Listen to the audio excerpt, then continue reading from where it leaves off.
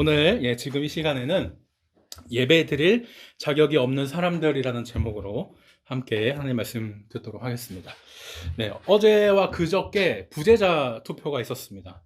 다들 혹시 투표하셨습니까? 네, 못했죠. 저도 못했습니다.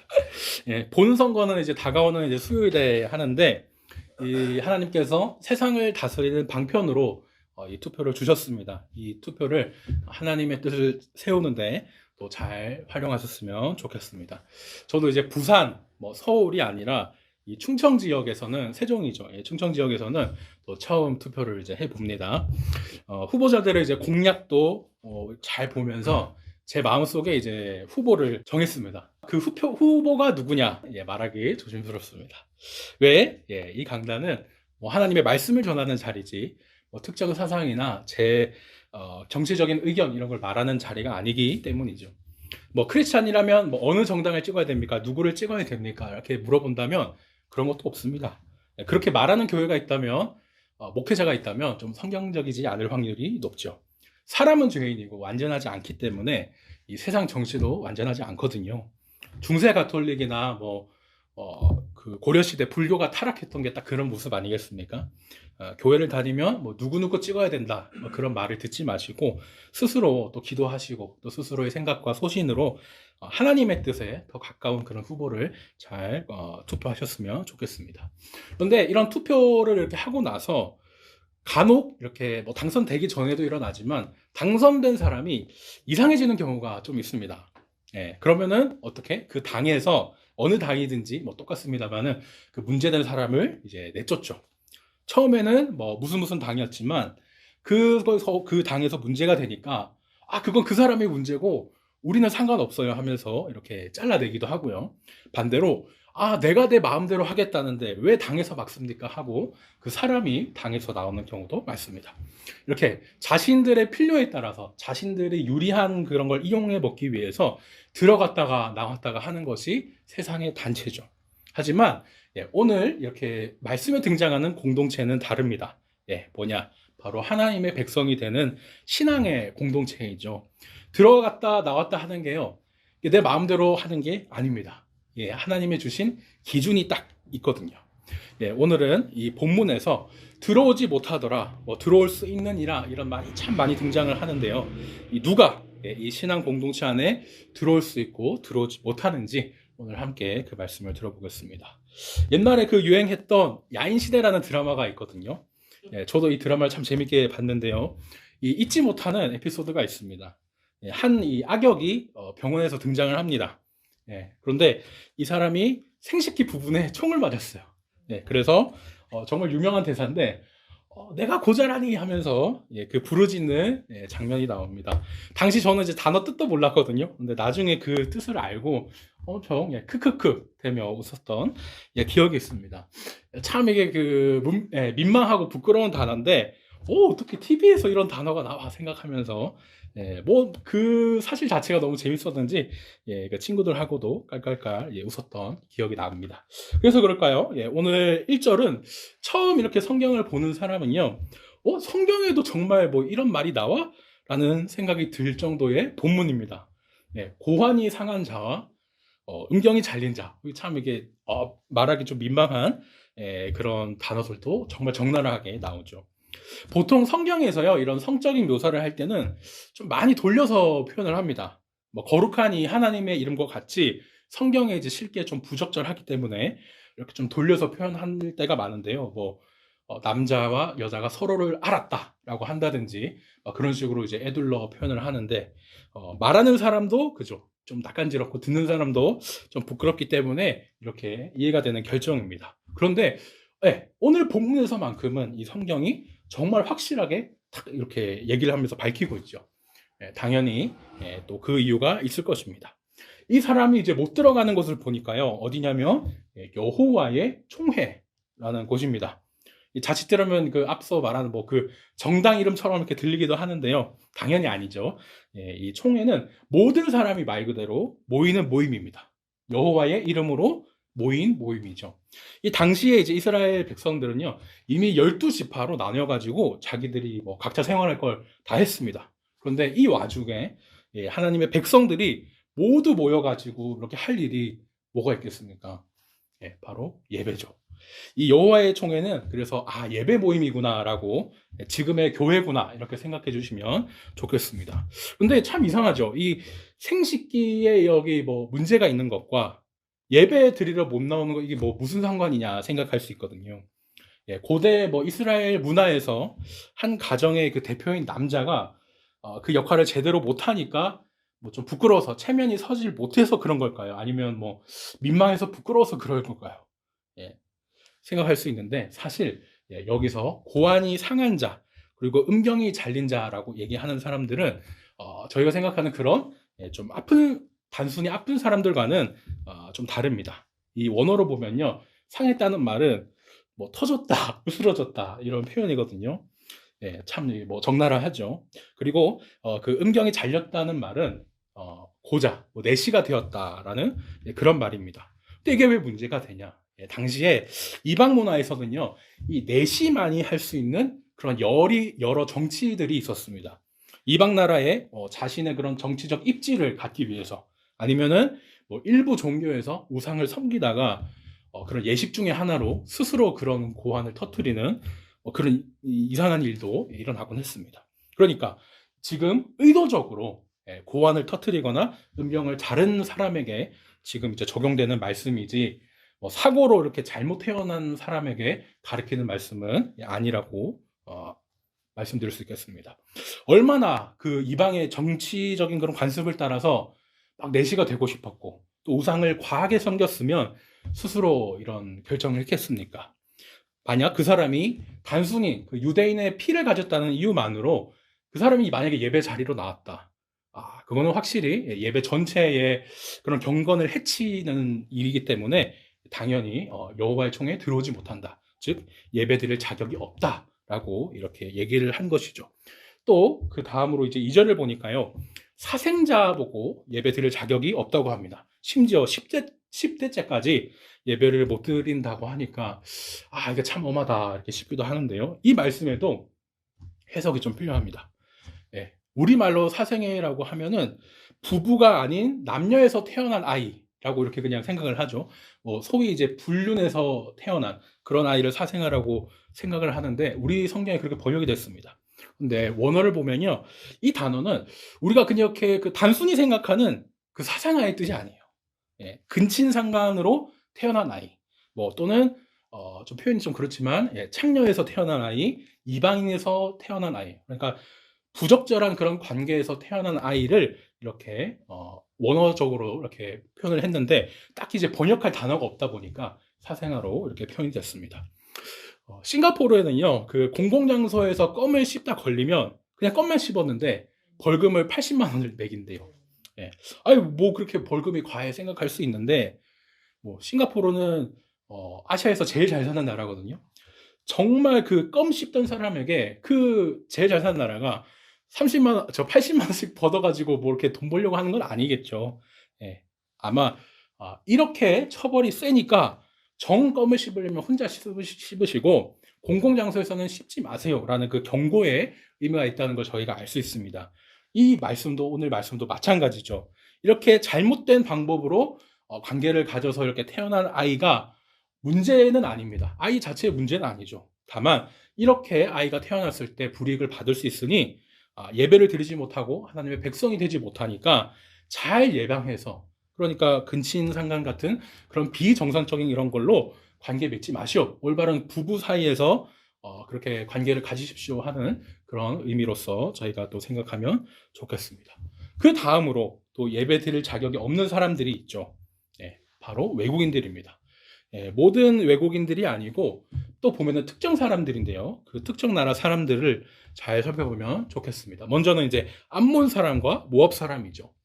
이 암몬과 모압은요, 이스라엘 옆에 있었던 이제 그 나라들인데, 이 사람들이 뭔데, 이 사람들도 왜 이 사람들이 왜 영원한 그 여호와의 총회 안에 못 들어오지 생각할 수 있거든요. 근데 또 그 이유가 있습니다. 창세기 19장에서요, 두 딸과 굴에 들어가서 살면서 그때 아버지와 딸인데 아이를 가져요. 근친이죠. 큰딸이 지은 아기 이름이 모압이고요. 그때 모압 조속이 생겼습니다. 그리고 둘째 딸도 그 아이를 가지고 아이 이름을 짓는데 벤암미라고 짓습니다. 근데 왜 벤암미 족속이 아니냐? 예, 벤이 히브리어로 아들이라는 뜻이거든요. 그러니까 벤암미에서 벤을 떼면 암미 이렇게 남는데 이것이 이제 발음이 좀 변화가 돼서 암몬 이렇게 또 족속이 생겼습니다. 그러니까 첫째 딸은 모압, 그 다음에 둘째 딸의 아이는 이제 암몬 족속이 됐다 이렇게 생각할 수 있는데 앞서서 저희가 말씀드렸죠. 사생아의 의미가 우리가 아는 그 사생아의 의미가 아니라 근친의 뜻도 포함된다. 그 사람들은 여호와의 총에 들어오지 못한다. 예배드릴 자격 없다라고 얘기했는데 정말 그 내용을 반복하고 있습니다. 그리고 또 이제 성경에서 밝히기를 더 확실한 잘못된 것은요. 근친이면 어쨌든 뭐 그래도 이스라엘 사람들과 친척이지 않습니까? 모든 나그네를 극진하게 잘 대접해야 하는 게 이스라엘 사람들의 기본이었습니다. 근데 친척이라고 하는데 이 모압, 암몬 족속들이 어떻게 했냐? 참 적대적으로 대했어요. 이스라엘 사람들이 이집트에서 가나안 땅으로 올 때 도와주기는커녕 발람이라는 주술사에게 뇌물을 주면서까지 이스라엘 좀 저주해 주십시오. 이렇게 참 못되게 굴기도 하고요. 물론 우리 하나님은 이 발람의 저주를 받아들이지 않으시고 오히려 그 저주를 변해서 복이 되게 하셨지만 이 친척 같지 않은 친척이고 참 같은 하나님 백성에게 정말 자격이 없는 그런 사람들이라고 할 수 있습니다. 그래서 오늘 말씀에도 여호와의 총에 영원히 들어오지 못한다고 이렇게 얘기를 하고 있죠. 다음으로 이제 에돔 사람이 있어요. 에돔이 누굽니까? 야곱 형 에서의 민족이죠. 붉은 것이라는 그런 뜻인데 에서가 피부가 엄청 붉지 않았습니까? 그래서 이 에돔 족속 이렇게 부릅니다. 말씀을 보니까 에돔 사람은 같이 네 형제니까 미워하지 말라. 예배드릴 자격이 있다. 이렇게 또 얘기를 합니다. 그런데 이 에돔 사람들도요. 이스라엘 백성들이 이집트에서 나왔을 때 적대적이기는 마찬가지였어요. 밑에서 이렇게 이집트에서 올라와가지고 에돔 형님들 우리 좀 지나가게 좀 길 좀 터주십시오 했는데 길을 안 터줬거든요. 근데 신기하죠. 왜 말씀은 여호와의 총에 들어올 수 있게 해줬나 미워하지 말라고 했느냐? 하나님께서 야곱뿐만 아니라 에서도 축복하겠다고 약속을 하셨었거든요. 그러니까 그 약속을 또 하나님이 지키신 거라고 저희가 생각할 수 있죠. 사람은 뭐지 하면서 그 약속을 잊어버려도 하나님은 그 약속을 다 기억하고 지키셨다는 거 저희가 또 알 수 있습니다. 그러고 나서 또 미워하지 않을 사람이 있습니다. 바로 애굽 사람, 이집트 사람이죠. 우리나라도 보수가 있고 진보가 있습니다. 물론 중도도 있어요. 애굽도 마찬가지였습니다. 이 이집트에도 이방인 혈통에 이방인을 환영하는 그런 파라오가 있는가 하면요. 또 정치적인 그런 거에 따라서 정말 그 이방인을 배척하고 순수 이집트 사람만 생각하는 그런 파라오도 있었습니다. 요셉이 총리가 될 수 있었던 거는 요셉이 있던 그때 당시에 이방인을 환영하는 파라오가 정권을 잡고 있었기 때문이고 나중에 우리가 성경을 봤을 때 하나님을 모르는 사람, 요셉을 모르는 사람이라고 나오는 것은 이방인을 싫어하는 그 파라오가 정권을 잡았을 때라고 저희가 또 생각할 수도 있죠. 하나님은요, 이 요셉 당시 그러니까 나그네인 이스라엘 백성들을 잘 대해줬던 이집트를 기억합니다. 그리고 정말 완전히 그 나라에 떠나 이제 이스라엘 사람들과 같이 한 3대 정도 살고 나서는 예배드릴 자격이 있다라고 얘기를 하죠. 우리나라에도 국적은 외국이지만 한국에서 나고 자라가지고 정말 그냥 한국인 같은 이런 생각을 가진 이민자들이 있습니다. 아직 2세대인 우리나라도 그런데 그죠? 뭐 미국같이 이렇게 3세대, 4세대까지 더 있는 나라를 생각한다면 3세대면 정말 이제 그 나라 사람이 되는 거죠. 오늘 말씀에서 저희는 이렇게 쭉 살펴보니까 여호와의 총회에 들어올 자격이 있는 사람, 또 없는 사람, 아니면은 뭐 3대 후에 되는 사람 이렇게 조건부로 있는 사람들도 있었고 이런 다양한 사람들에 대해서 말씀을 들었습니다.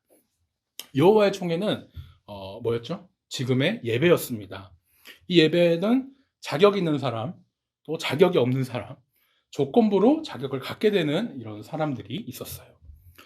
우리 성도님들께서는 혹시 내가 어디에 속한다 라고 생각하십니까?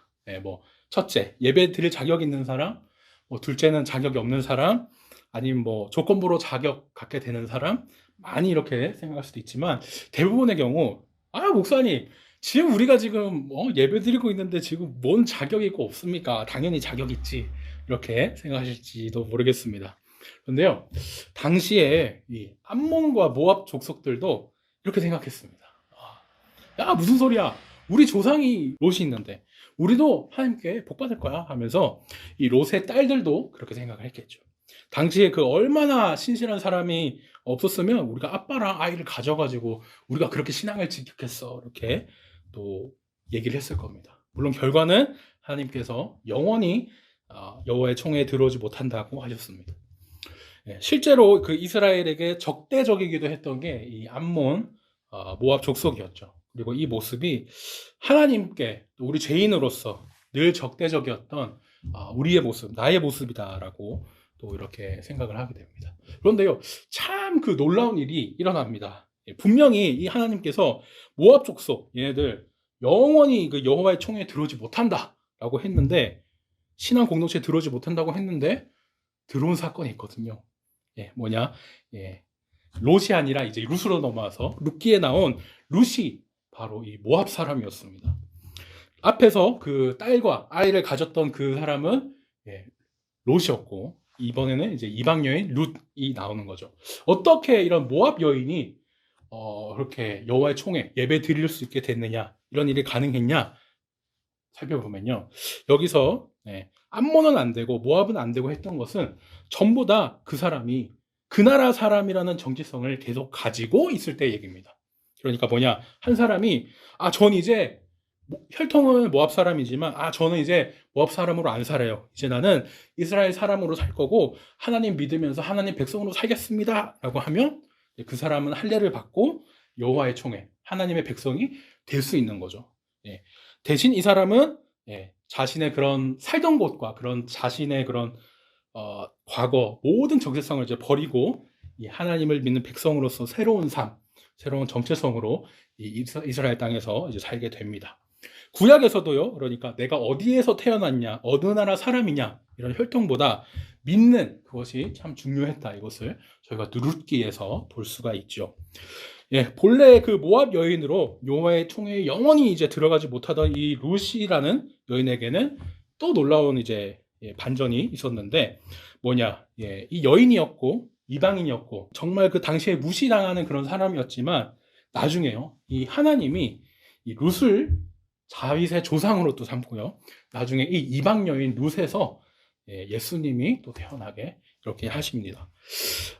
이스라엘 사람들이 지금도 제일 좋아하는 인물인 다윗, 그리고 더 나아가 이 예수님도 참 이렇게 원래는 영원히 예배 드릴 수 없었던 그 모압 여인에게서 그 피에서 나왔다는 것이, 물론 혈통적으로 그렇고 믿음으로는 우리 같은 신앙 공동체였지만 이 모압 여인의 피에서 왔다는 것이 참으로 놀랍습니다. 그리고 더 이제 재밌고 놀라운 것은 이 예수님이 오시고 나서는요, 또 놀라운 일이 일어납니다. 뭐냐, 빌립이 신약에서 에티오피아의 내시를 만납니다. 근데 이 사람이 이제 이사야 말씀을 읽으면서 그 회심을 해요. 오늘 읽은 말씀 저희는 다 압니다. 에티오피아 이방인이죠. 여호와의 총회에 못 들어옵니다. 근데 심지어 내시입니다. 여호와의 총회에 못 들어와요. 이 이방인이고 고자였던 사람이 이사야에 나오는 이제 예수님이 오신다, 예수님이 오셨다라는 그 말을 듣고 믿어서 예배드릴 자격을 얻게 되는 일이 사도행전에서 이렇게 밝히고 있는 것이죠. 구약에서 룻이 그랬던 것처럼 신약에서는 심지어 이방인이고 내시였던 이 사람이 믿음으로 예배 자리로 온 것을 이제 볼 수가 있습니다. 말씀을 정리하겠습니다. 제가 초등부를 맡을 때 아이들을 보면은 참 좋았던 것이, 참 아이들이 순수하고 솔직하다는 거였어요. 무슨 생각을 하는지도 그 행동에 다 드러나기 때문에 참 다루기도 좀 대처하기도 편했던 기억이 납니다.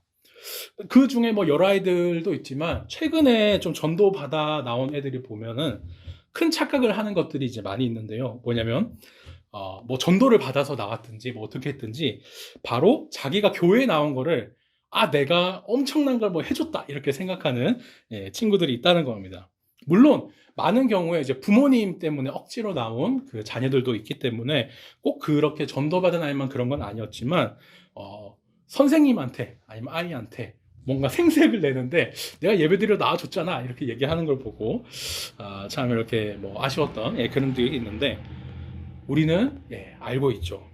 예배는 사람에게 잘 보이게 나오려는 것이 아니죠. 누구인가에게 막 호의 베풀듯이 내가 예배 드려줬잖아, 예배 같이 가서 드려줬잖아 이렇게 하는 것이 예배가 아닙니다. 그것부터 사실 예배를 하나님이 아니라 사람을 생각하면서 드리는 거기 때문에 참된 예배가 아니죠. 하나님은요 이미 그 영광 그 자체십니다. 그래서 뭐 내가 예배를 드린다고 하나님의 영광이 좀 플러스 됐다가 못 드렸을 때 뭐 마이너스가 됐다가 그러지도 않습니다. 나는 그저 하나님을 만나러 갈 자격도 없는 죄인인데 예수님께서 돌아가심으로 그 자격을 받아가지고 이제는 내 힘이 아니라 예수님이 주신 그 보혈의 힘으로 그 기쁨으로 나와서 드리는 게 예배죠. 사람들은요 나는 밥을 못 먹어도 사랑하는 가족이 밥을 먹으면 그것만 봐도 배부르다 뭐 이런 표현을 많이 하십니다. 부모님들도 많이 그렇게 얘기를 하시죠. 정말 그렇습니다. 하나님을 우리가 정말 사랑하는 하나님을 기쁘시게 하면 당연히 우리도 기뻐하게 되죠. 코로나19와 같은 그런 상황에서요 저희가 참 전염병으로 모이지 못했고 또 예배 드리고 싶어도 예배 드리지 못한 적도 많았습니다. 또 여러 뭐 건강 문제로 함께 예배 드리고 싶어도 함께 예배 드리지 못한 사람들도 참 많습니다. 나는요 예배 드릴 자격이 없는 사람입니다. 죄인입니다. 하지만 이런 우리를 죄 없다 해주시고 예배 드릴 수 있게 예수님이 돌아가 주시기까지 했는데 이 예배의 가치 얼마나 크고 중요하겠습니까? 한 사람의 유언도 그렇게 잘 지키려고 하는데 우리 주님의 죽은 피, 우리를 위해 죽어주신 흘려주신 그 피의 값을 우리는 더 크게 생각해야겠습니다. 한편으로 또 오해하시면 안 됩니다. 저희가 드리는 예배가 무조건 오늘 이 현장에서 오후 2시 반에 드리는 그것만을 말하는 건 아닙니다. 주의를 기억하여 지키는 것은 당연히 하나님이 기뻐하시는 일이니까 당연히 지켜야겠지만 또 우리의 마음을 보시는 분이 하나님이시기 때문에 나의 형편을 따라서 뭐 누가 뭐 사람이 눈치를 보면서 뭘 하는 것이 아니라 하나님 앞에서 내가 언제 어디서나 나의 형편에 최대한 최선을 다해 현장이나 온라인으로 또 늘 예배 드리면 그것이 또 하나님이 기뻐하시는 방법이라고 생각합니다. 바라기는요 예배 드릴 자격조차 없던 우리에게 예수님께서 피 흘려 죽으신 그 피값으로 예배 드릴 자격을 주셨습니다. 예수님께 감사하면서 우리가 늘 영과 진리로 예배 드리며 나아가는 저와 우리 늘 찬양 성도님들 되시기를 예수님의 이름으로 축원합니다. 사랑의 하나님, 오늘은 우리가 예배 드릴 자격이 없는 사람들이라는 제목으로 함께 하나님 말씀 들었습니다. 여호와의 총회에 들어갈 수 있는 사람, 또 들어가지 못하는 사람, 조건부로 들어갈 사람 등 참 많은 사람들이 있었습니다. 주님, 저는 예배 자리로 들어갈 수 있는 사람이라고 그 자격이 있다고 생각했는데 사실 그렇지 않았습니다. 우리는 죄인이자 이방인으로서 영원히 들어가지 못하는 사람이었습니다. 나는 나의 힘으로 예배 자리에 나왔다고 생각하기 쉽지만 또 결코 그렇지 않았습니다. 마음을 보시는 우리 하나님께서 나의 모든 형편을 아시오니 남의 시선이 아니라 하나님 앞에서 내 스스로 영과 진리로 그 귀한 예배 자리를 사모하며 늘 예배할 수 있도록 붙잡아 주세요. 우리가 예배 드릴 수 있게 해주시기 위해 죽으셔야만 했던 예수님 이름으로 기도드립니다. 아멘. 지금은 우리 주 예수 그리스도의 은혜와 하나님 아버지의 극진하시는 사랑과 성령님의 감화 감동, 내주 역사 충만하심이 예수님의 피값으로 받은 귀한 예배 자격으로 늘 예배하는 우리 늘 찬양 성도 머리머리 위에 이제부터 영원까지 함께 있을지어다.